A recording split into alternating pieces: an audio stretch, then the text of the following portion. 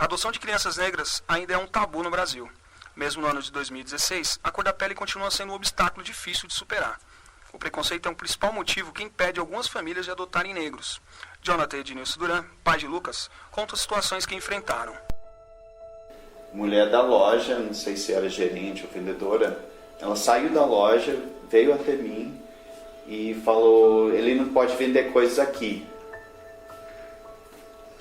Aí quando você ouve, aí você sabe exatamente o que ela quer dizer, por que ela falou isso. Mas você não sabe como reagir. Aí a única resposta que eu consegui era, ele é meu filho. Em algumas falas do Lucas, quando ele foi se dando conta de que não era tão legal assim nesse mundo ser marrom, porque até tem uma desvantagem por causa disso. Ele foi se dando, e ele ainda está nisso, assim, se dando conta disso. A psicóloga Suzy Tereza da Silva explica o motivo da criança não aceitar sua cor. Eu acho importante que aí os pais trabalhem isso tudo, mas também existe um perigo que é de você colocar a questão antes de aparecer a criança colocar a questão racial. Pode ser que a criança não coloque essa questão e aí os pais insistirem muito nisso também e acabar os pais criando uma situação para a criança. A advogada da área civil, Paula Uzueli, fala por que o preconceito ainda existe. Eu acho que é mais um problema cultural, até antropológico, porque é uma coisa que vem de sempre, sempre existiu. A gente tinha preconceito e discriminação desde que Cristo esteve sobre a terra, porque ele foi discriminado. A gente tinha a supremacia dos romanos sobre os otomanos na época histórica. Então, assim, a discriminação e essa característica de acreditar que biologicamente as pessoas são diferentes e por isso elas têm que ser tratadas diferentes, elas existem há muito tempo. Então, não acho que seja um padrão da nossa sociedade. Porque você vê que Hitler plantava isso. Ele dizia que ele tinha uma raça pura e o critério que ele utilizava era puramente biológico. Apesar do preconceito, os dados do Cadastro Nacional de Adoção mostram que a discriminação racial tem caído desde 2010. De acordo com os dados, em 2016, de cada 3 crianças adotadas, 2 são negras ou pardas. O número de adotantes que aceitam crianças negras subiu de 31% em 2010 para os atuais 47%. Thaís de Clares é advogada especialista em direito familiar. Ela fala agora sobre o processo de adoção. Eles precisam ir até a Vara da Infância e Juventude e fazer um cadastro prévio, dizendo, eu estou interessada em adotar. Nesse cadastro, eles preenchem um formulário bem grande com questões deles, né? Desde questões econômicas, questões familiares, trabalho, onde eles moram, qual a renda e qual é o tipo de criança que eles estão interessados. As psicólogas entrevistam essas pessoas, as assistentes sociais também vão até a casa dessas pessoas para avaliar as condições do lar. Não precisa ser rico, pode ser pobre, mas assim, um lar, pronto. E aí, depois de um tempo, isso demora uns 6 meses para fazer o cadastro. Aí você fica na lista de pessoas esperando a adoção. Eu acho que a sociedade, ela já está mais miscigenada. Então, você vê aí, é mais comum você ver casais brancos misturados com negros, pardos, enfim. Eu acho que a miscigenação aumentou na sociedade. E por isso se tornou mais fácil adotar uma criança que seja, por exemplo, mulata ou negra, porque você vai ter isso na família também. Mas eu acho que a adoção aumentou. Em São Paulo, grupos de apoio à adoção têm trabalhado com o suporte da Vara da Infância e da Juventude.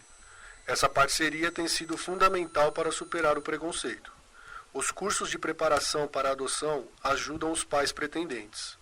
A psicóloga Suzy Tereza da Silva explica como funciona esse processo. Os psicólogos, cada um, eles têm um modo de trabalhar com relação às sessões, com relação a que tipo de escuta que eles vão dar para aquilo, então varia muito.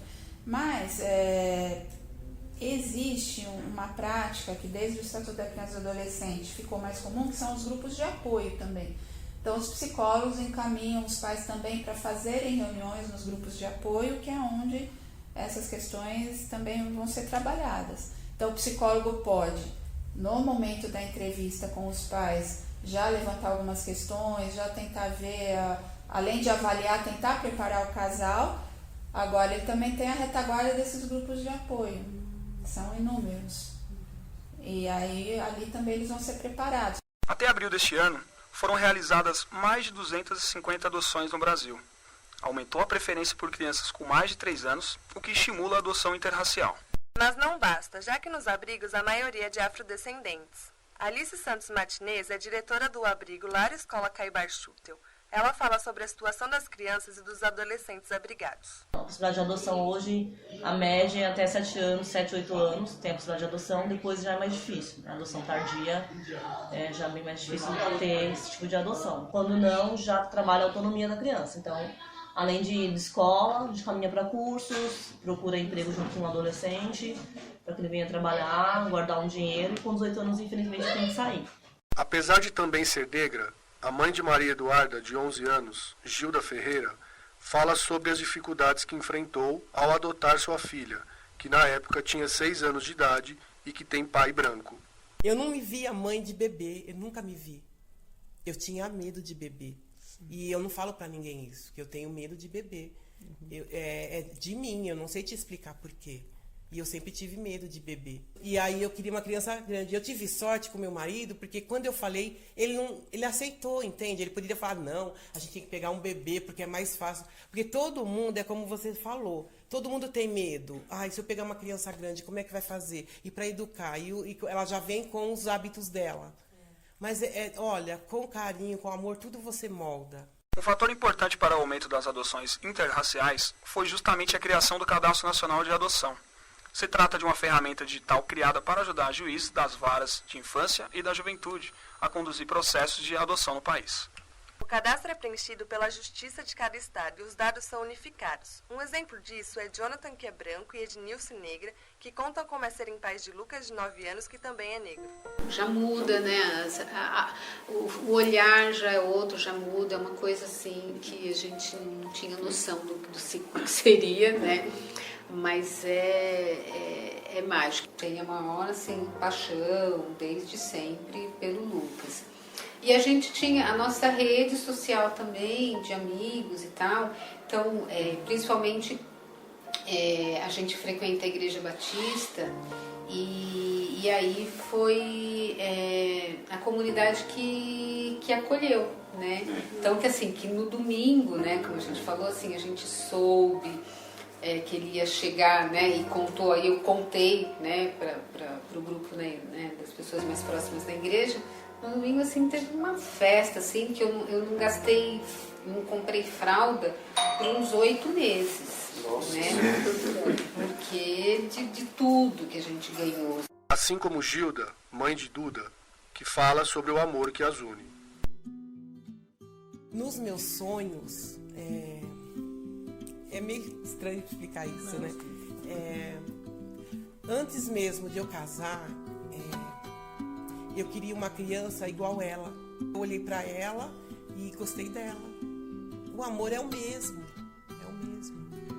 né? Eu morro e mato por ela, né?